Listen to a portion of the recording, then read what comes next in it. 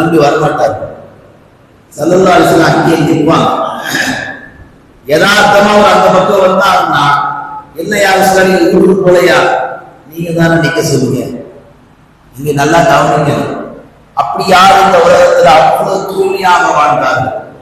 இப்படி ஒவ்வொரு தருணத்திலையும் சஹாபாக்களுக்கு மத்தியில், பிற சமுதாயத்திற்கு மத்தியில் தங்களை ஒரு நல்ல குணம் கொண்ட நல்ல மனிதராக பெருமானார் வளம் வந்தார்கள்.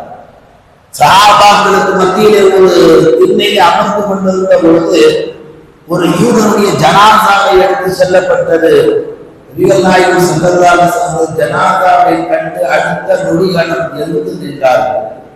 சஹாபாக்கள் கேட்டார்கள், யார் நபி அல்லாஹ், அவருடைய யூத ஜனாசா, இஸ்லாத்தை சேராதவர், அவருடைய பிரேதத்துக்கு நீங்க ஏன் என்ன சொல்லிக்கிறீங்க? சஹாபாக்கள் கேட்டார். நபிகள் நாயகம் ஸல்லல்லாஹு அலைஹி வஸல்லம் அவர்கள், அவர் யூதனாக இருந்தாலும் என் உம்மத்தை சேர்ந்தவர் என்று பதிலை சொன்னார்கள்.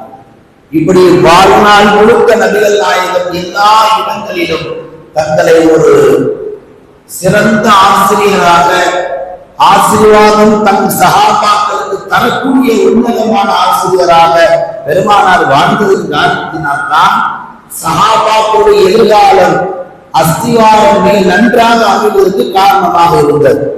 1.25 லட்சம் நபிமார்கள் ரசூலுல்லாஹ்வுடைய வகுப்பறையில பாடம் பெற்றதால் தான் உலகம் முழுக்க சஹாபாக்கள் பறந்து சென்றார்கள். பறந்து சென்ற எல்லா சஹாபாக்களுடைய வாழ்க்கை பின்புலத்தை நீங்க போய் பார்த்தீங்கன்னா எப்படிப்பட்ட கோட்டைகள் எல்லாம் கைப்பற்றினார்கள் தெரியுமா?